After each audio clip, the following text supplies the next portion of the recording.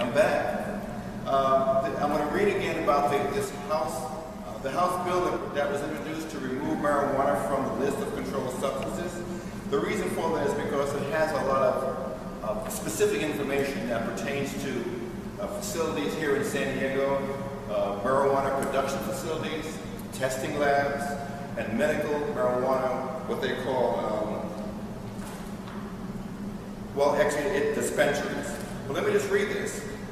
So even before it began in 2019, has been hailed as the year of marijuana. With good reason. The number of Americans who support legalization has reached record highs, and an increasing number of Democratic presidential candidates are advocating for drug reform and an end to our draconian, racist drug laws. On Thursday morning, Representative Tulsa Gabbard and Don Young introduced what they call a landmark piece of legislation, the Ending of Federal Marijuana Prohibition Act of 2019. This is great news. It's going against the federal laws that we have in place right now, which is the only bipartisan piece of legislation that would allow states to make independent choices about their marijuana programs, according to Young. In a press conference, Gabbard, who has announced her candidacy for the 2020 presidential election, said the bill would remove marijuana from the federal controlled substances list, thereby allowing states to set up their own laws regulating the substance. We've seen now for generations how archaic marijuana policies based on outdated myths and misplaced stigma have been used to wage a failed war on drugs. It's true. We've seen the impact of families torn apart, communities left fractured, and over-criminalization and mass incarceration that has become the norm, making an impact on the people in our communities, as well as the taxpayer dollars being spent on this broken criminal justice system. In this statement, Young focused on the fact that federal drug laws penalize those who own and operate legal businesses, who are generally barred from opening bank accounts or receiving loans. And this is serious because although there are presently medical marijuana dispensaries in place here in San Diego and around the state, the sad thing is that they aren't able to use banks to deposit their money. This creates another potential source of crime, with all this cash money on hand, as to what do you do with this. So as a businessman, this is stated, the biggest challenge they have is not being able to bank, he said. This bill takes care of it. He also emphasized that the bill would allow individual states to make the decisions regarding marijuana industry regulation for the people. This bill is long overdue. This is a bill that solves a problem, he said. Get the government out of it. Get the government out of marijuana. They don't need to be there. The two also introduced a second bill. Thank you very much. The two also introduced a second bill, the Marijuana Data Collection Act. Now, this is a report on the impact of state legalization policies on the economy and public health.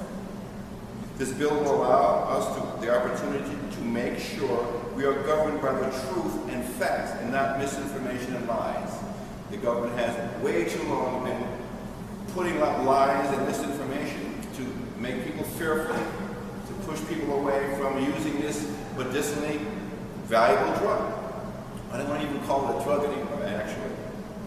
Currently, 10 states and the District of Columbia have legalized marijuana for recreational use, while more than 30 states I mentioned before have made legal marijuana for medical use. Nevertheless, hundreds of thousands of people are being arrested still for its use.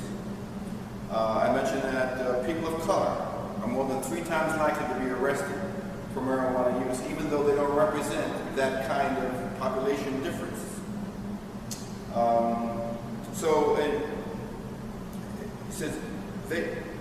He was a Virginia resident who was sentenced to 10 years in prison in 2008 under the state's mandatory minimum sentences laws, shared his experience with the criminal justice system during the press conference. 10 years of my life was taken, Kelso said. 10 years. 10 years from my family, 10 years of being a productive citizen of society, 10 years of holidays, simply for smoking and having one joint. It's crazy. So something has got to change, and we're in the process of doing that now. So I did mention that this talks about the federal laws that are in place, the state laws that are in place, and what you as a citizen here can do about it.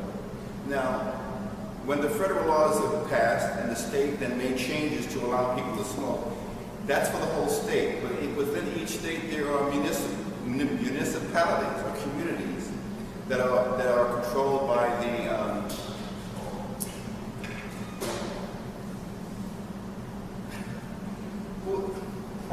city councils, excuse me, there you go, city council members. And we each have a right to go down and to speak to or talk to or urge our city council people to grant us the right to smoke marijuana in the places that we like to. They're supposed to work for us, but they need to know and hear from us. And all too often, people of color, us, have not any idea who our city council people even are. We don't go down to protest. We don't go down to give a comment. So there was a bill that came around a few days ago, and I applied to it, about the World Health Organization. The world, this is people who may not follow this level of knowledge, but the World Health Organization affects all the countries that are under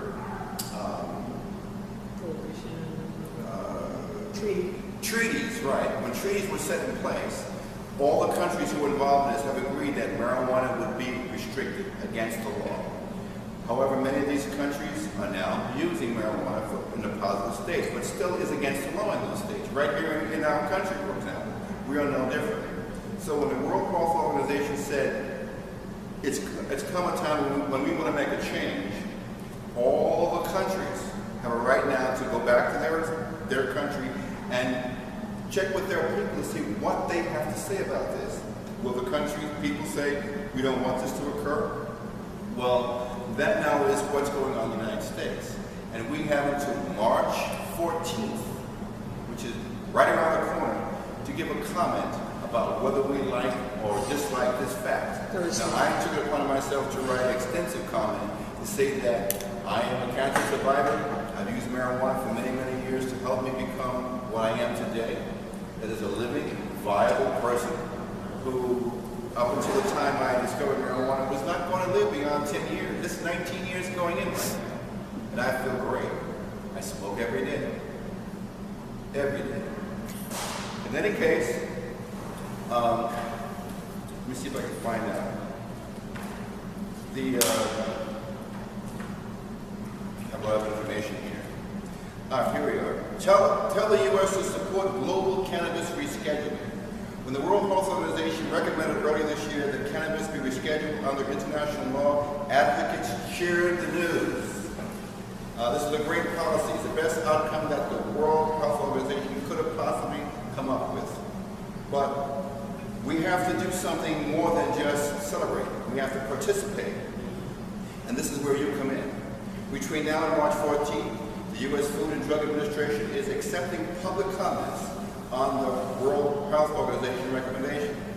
Those comments, your comments, will be considered in preparing the United States position on those proposals for a meeting of the United States Commission on Narcotic Drugs in Vienna, Austria, according to the FDA's Federal Register filing.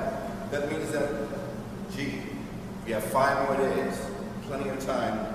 I would suggest that when we find out where you can submit this, comments must be submitted online by 11:59 Eastern Time on Thursday, March 14th. Just follow this link and click the comment now. But I'm going to have to find out what that link is. But you can research it. Look up World Health Organization Cannabis Rescheduling, and you'll find the link. You can write a comment and then submit it. The comments are not going to be where you have to give your name and people come track you down. But if you're not going to raise your voice now, on not just a state or a city or a state but for the whole world, then you're giving it up to somebody else. If you smoke, or if you want to remove the restrictions that are in place, this is where you have a chance to comment. And quite often, few people take the time to do so. Just think about this. As of 2019, legal cannabis has created over 211,000 full-time jobs in the United States. 211,000 full-time jobs because of marijuana. Sir, is it just people who smoke marijuana? Because everybody doesn't smoke. So when you say smoke, what does that entail? It's just people that smoke. What are there like edibles or other things that are marijuana derivatives that other than just smoke, vaporizers or whatever? Very good question. When I say smoke, I don't literally mean that you have to smoke it. You can eat it. You can ingest it. You can, you know, if you take it topically, if you use marijuana for whatever reason, and according to the federal law, it's against the law. So we want to change that to where you can use marijuana for any reason, and it is okay. So, good question, and I'm glad I was able to clarify that. But that is if you use it at all. Whether you smoke or don't. The thing is, we want your comments. You might not smoke or use marijuana because you know it's against the law, and you don't want to violate the law. Good for you. But for those of us who feel that it's an unjust law and do so anyway, it also applies to us. So, do take the time to take a few minutes. It took me 10 minutes to find out the link, write my comments, and send it off. They gave me a receipt and let me know how my comment can be tracked to see how it impacts the government. So take time to do that. Let me read something else. By all accounts, those 65 years and over are the fastest growing those 65 years and over are the fastest growing demographic of cannabis consumers, but seniors still remain the largest voting bloc against legalization.